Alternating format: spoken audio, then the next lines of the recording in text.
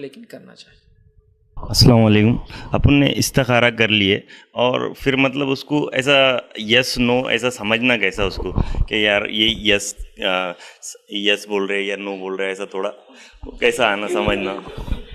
بھائی نے سوال کیا کہ استخارہ کر لیا لیکن اب سمجھنا کیسا کہ یہ یس ہے یا نو ہے؟ یہی تو مسئلہ ہے، استخارہ یس اور نو نہیں ہے، استخارہ ایک دعا ہے۔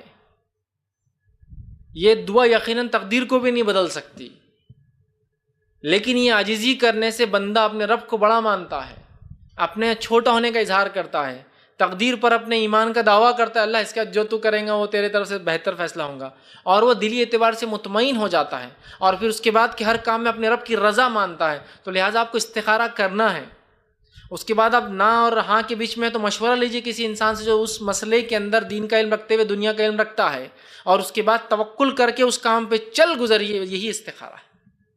ایکچولی استخارہ کوئی ایسی چیز نہیں ہے کہ دو بٹن ہیں کہ وہ لائٹ چالو ہونے والا کہ استخارہ کر کے کھڑے کہ اب یس اور نو، نہیں۔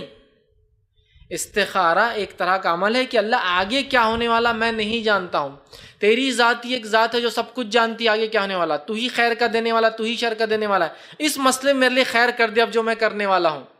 سمجھ رہے آپ؟ اس کے بعد کر گزریے وہ کام آپ کو جو لگتا ہے۔ آپ نے سوچا بچے کو یہ اسکول میں ڈالو، یہ اسکول میں ڈالو، استخارہ کیا،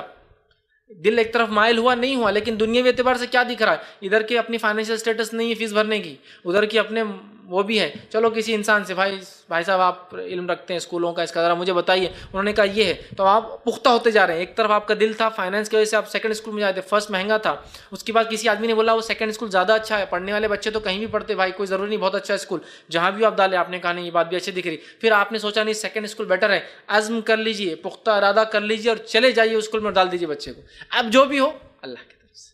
تو استخارہ کو رائٹ اور نو بول کر آپ کو کوئی جواب نہیں آنے والا، یہ بات یاد رکھ لیجیے۔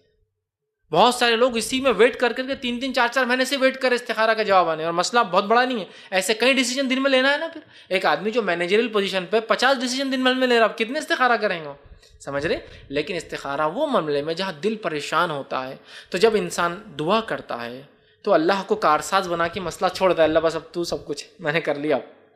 اب جو ہوتا ہے اس کے بعد وہ کہتا ہے میرے رب کی طرف سے تھا، میں نے چونکہ استخارہ کر یہ کام کیا۔ تو نو یا یس بول کے کوئی ڈیسیجن نہیں آئے گا، آپ کو طے کرنا ہے۔ اس کے بعد ہو سکتا ہے اللہ گائیڈ کرے کسی بھی ذریعے، خبر کے ذریعے، حالات کے ذریعے، معاملات کے ذریعے، اسٹیٹس کے ذریعے، آپ کی کنڈیشن سے پتہ چل رہا ہے کہ یہاں درست نہیں ہے، پھر بھی آپ نے کیا تھا استخارہ، آپ اس چیز کو وہ کیجئے۔ پھر جو بھی طے کرے آپ فیصلہ مشاورت کے ذریعے، مشورے کے ذریعے، عزم کیجئے، پکا توکل کیجئے، پھر کر گزرے۔ پھر مت سوچیے کہ یار وہ پہلے یار غلطی ہو گئی، نہیں،